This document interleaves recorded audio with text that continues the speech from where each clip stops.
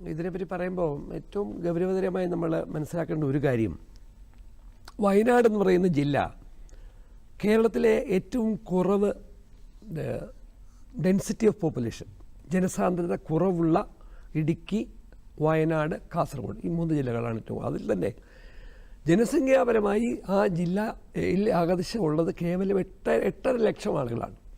തിരുവനന്തപുരം ജില്ലയുടെ അത്രയും വലിപ്പം, ഏകദേശം അത്രയും വലിപ്പം വയനാട് ജില്ലയ്ക്കുണ്ട്.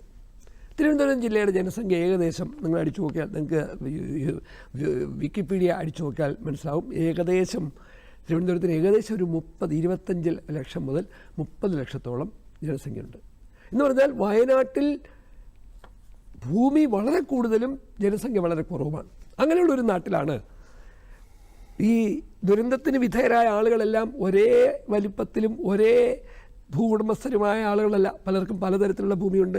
1 ഏക്കറുള്ളവരുണ്ട്, 50 സെൻറ്റ് ഉള്ളവരുണ്ട്, 2 ലക്ഷം ഉള്ളവരുണ്ട്. അങ്ങനെയുള്ള ആളുകളെ നിങ്ങൾ, എൻ്റെ കണക്ക് ശരിയാണെങ്കിൽ 5 സെൻറ്റാണോ 7 സെൻറ്റാണോ? 7 സെൻറ്റാണ് ഈ പറയുന്ന 7 മുതൽ 10 വരെ. ഞാൻ പറഞ്ഞു വന്നത് 2 ഭൂമികളായിരുന്നു ഇവർ കണ്ടെത്താൻ ശ്രമിച്ചത്. ഒന്ന് ഹാരിസൻ്റെ ഭൂമി, അത് നെടുമ്പാലയായിരുന്നു. അവിടെയാണെങ്കിൽ 10 സെൻറ്റ്. ബൈപ്പാസിലുള്ള ഭൂമി പുൽപ്പാറ ഭൂമി എന്ന് പറയുന്നത് എൽസൺ എസ്റ്റേറ്റ്, അവിടെയാണെങ്കിൽ 5 സെൻറ്റ്. ഇതായിരുന്നു തീരുമാനം. ഇനി 7 സെൻറ്റ് ആക്കിയെന്ന് വിചാരിക്കുക.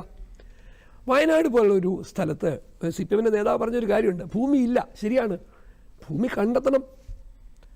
രാജമാണിക്യം റിപ്പോർട്ട്, നിവേദിത ഹരിഹർ റിപ്പോർട്ട് എന്തിനേറെ പറയുന്നു, അവിടുത്തെ കളക്ടർ, സബ് കളക്ടർ ഉൾപ്പെടെയുള്ളവർ നടത്തുന്നുള്ളൊരു വ്യവഹാരം നിലവിലുണ്ട്. 20,000-ഓളം ഏക്കർ ഭൂമി അനധികൃതമായി 47-ഓളം വരുന്ന വ്യത്യസ്ത തലത്തിലുള്ള വലിയ ഹാരിസനെ പോലുള്ളവർ മുതൽ താഴെ തട്ടിലുള്ള കുറച്ചുകൂടി ചെറിയ മുതലാളിമാരുടെ കൈവശം 20,000 ഏക്കർ ഭൂമി അനധികൃതമായി ഉണ്ടെന്നിരിക്കെയാണ് നമ്മുടെ രാഷ്ട്രീയ നേതാക്കന്മാർ, പ്രത്യേകിച്ച് ഭരണകക്ഷിയുടെ ആൾ പറയുന്നത് ഭൂമി വളരെ കുറവാണ്. തിരുവനന്തപുരത്ത് നഗരത്തിൽ താമസിക്കുന്ന ഒരാൾക്ക് 5 സെൻറ്റ് ഭൂമി എന്ന് പറഞ്ഞാൽ മനസ്സിലാവും. എന്നാൽ വയനാട്ടിൽ 50 സെൻറ്റിലും 1 ഏക്കറിലും ഒക്കെ താമസിച്ച പല ആളുകൾക്കും എല്ലാം നഷ്ടപ്പെടുമ്പോൾ ഇവരെ നിങ്ങൾക്കെല്ലാം കൂടി 7 സെൻറ്റ് വീതം നിങ്ങളെ ഒരു ടൗൺഷിപ്പിൽ താമസിപ്പിക്കാം എന്ന് പറയുന്നതിൻ്റെ യുക്തി എന്താണ്? അവർക്ക് നഷ്ടപ്പെട്ട ഈ സ്വത്തുവകകൾ എങ്ങനെ കോമ്പൻസേറ്റ് ചെയ്യും? എങ്ങനെയാണ് നിങ്ങൾ അത് കൊടുക്കുന്നത്? നോക്കൂ, ലോകത്തിൽ ദുരന്തങ്ങൾ എവിടെയൊക്കെ ഉണ്ടായിട്ടുണ്ട്, എങ്ങനെയൊക്കെയാണ് ഓരോ രാജ്യവും ആ ദുരന്തങ്ങളെ സമീപിക്കുന്നത്. ഉദാഹരണം അമേരിക്കയിലൊരു ദുരന്തം ഉണ്ടായാൽ ശരാശരി ദുരന്തത്തിൽ നഷ്ടപ്പെടുന്ന വ്യക്തിക്ക് ഏറ്റവും കുറഞ്ഞത് 6 മുതൽ 12 ഇരട്ടി നഷ്ടപരിഹാരം അവർ കൊടുക്കാൻ തയ്യാറാണ്. ഓരോ സ്റ്റേറ്റുകൾക്ക് വ്യത്യാസമുണ്ട്. ഇവിടെയോ നിങ്ങൾ അമേരിക്ക പോലൊന്നും ചെയ്യേണ്ട. നഷ്ടപ്പെട്ട ആളുകൾക്ക് ഭൂമി മാത്രമല്ല നഷ്ടപ്പെട്ടത്, വീട് നഷ്ടപ്പെട്ടു, ജീവൻ നഷ്ടപ്പെട്ടത് അവിടെ നിൽക്കട്ടെ, തിരിച്ചെടുക്കാൻ കഴിയില്ലല്ലോ. അവരുടെ അഭിമാനം പോലും നഷ്ടപ്പെട്ടു. കാര്യം എന്താണ്? ഭൂമിയുടെ വിസ്തൃതി കുറയുമ്പോൾ, കമ്മ്യൂണിസ്റ്റ് നിലപാടാണ് കേട്ടോ, ഒരാൾക്ക് അഭിമാനം ഉണ്ടാകുന്നത് സ്വന്തമായി ഭൂമി ഉണ്ടാകുമ്പോഴാണ്. ഭൂമിയുടെ വിസ്താരം കൂടിയാൽ അയാളുടെ അഭിമാനം കുറച്ചുകൂടെ വലുതാകുമെന്നൊക്കെയായിരുന്നു ഇവർ പഠിപ്പിച്ചുകൊണ്ടിരുന്നത്. അങ്ങനെയെങ്കിൽ വയനാട്ടിൽ ഭൂമിയുടെ ഒരു പ്രശ്നവുമില്ല. ഞാൻ മുമ്പ് പറഞ്ഞല്ലോ, ഇപ്പോൾ പണം കൊടുത്ത് വാങ്ങുന്ന ഭൂമി തന്നെ അവരുടെ ഭൂമിയല്ല എന്ന് നമ്മുടെ സർക്കാർ സുപ്രീം കോടതിയിൽ വാദിച്ചുകൊണ്ടിരിക്കുമ്പോഴാണ് പണം കൊടുത്ത് ഭൂമി വാങ്ങി അവരെ 7 സെൻറ്റിലേക്ക് ഒതുക്കുന്നത്. വളരെ പ്രധാനപ്പെട്ടൊരു പ്രശ്നം. മറ്റൊരു പ്രധാനപ്പെട്ട പ്രശ്നം, ദുരന്തങ്ങളോട് നമ്മളെടുക്കുന്ന സമീപനം. നോക്കൂ, ഇവിടെ 5 ഹെക്ടർ പ്രദേശത്താണ് ഉരുൾപൊട്ടൽ ഉണ്ടായത്. 2018 കേരളത്തിലെ ഏറ്റവും വലിയ പ്രളയം കഴിഞ്ഞതിന് ശേഷം റീബിൽഡ് കേരള ഇനിഷ്യേറ്റീവിൻ്റെ ഭാഗമായി ഗൗരവതരമായൊരു പഠനം നടന്നു. അത് രാഷ്ട്രീയക്കാർ പഠിച്ചതല്ല, അതിൻ്റെ വിദഗ്ധർ പഠിച്ചതാണ്. എന്നിട്ട് അവർ പറഞ്ഞു, കേരളത്തിലെ 75 താലൂക്കുകളിൽ ഏകദേശം 5900 ചതുരശ്ര കിലോമീറ്റർ മേഖലകളിൽ ഉരുൾപൊട്ടൽ സാധ്യതയുണ്ട്. വയനാട്ടിൽ 103 ചതുരശ്ര കിലോമീറ്റർ. 103 ചതുരശ്ര കിലോമീറ്റർ എന്ന് പറഞ്ഞാൽ എത്ര ഹെക്ടർ എന്ന് പറയും? അതിനെ നിങ്ങൾ ഗുണിക്കണം 100 കൊണ്ട്. അത്രയും പ്രദേശങ്ങളിൽ ഉരുൾപൊട്ടൽ സാധ്യതയുണ്ട്. അങ്ങനെ 103 ചതുരശ്ര കിലോമീറ്റർ ഉരുൾപൊട്ടൽ സാധ്യതയുള്ള വയനാട്ടിൽ വെറും 5 ഹെക്ടർ പൊട്ടിയപ്പോഴാണ് ഇത്തരം വലിയ തിരിച്ചടി കേരളം നേരിടുന്നത്. അതുകൊണ്ടാണ് ഈ സർക്കാരിൻ്റെ ഒരു കണക്ക് ഞാൻ അംഗീകരിക്കുന്നു. 1200 കോടിയോളം രൂപയുടെ നഷ്ടമുണ്ടായി. അവരെ പുനരധിവസിപ്പിക്കുവാൻ 2100 കോടിയോളം രൂപ വേണ്ടിവരും എന്നുള്ള ഈ ഉരുൾപൊട്ടൽ സാധ്യതയുള്ള സ്ഥലങ്ങളിൽ എങ്ങനെയാണ് റിസോർട്ടുകളും വീടുകളും ഒക്കെ വെക്കാൻ അനുമതി കിട്ടിയത്? നിങ്ങൾ മേപ്പാടി പഞ്ചായത്തിൽ, ഞാൻ മേപ്പാടി പഞ്ചായത്തിൽ പോവുകയും നിരവധി പരിപാടികളിലും പങ്കെടുത്തുകൊണ്ടിരിക്കുന്ന ആളാണ്. ഇത്തരം പ്രശ്നങ്ങളോട് വളരെ നിഷേധാത്മകമായ നിലപാട്, സമയമുണ്ടെങ്കിൽ ഞാൻ പറയാം.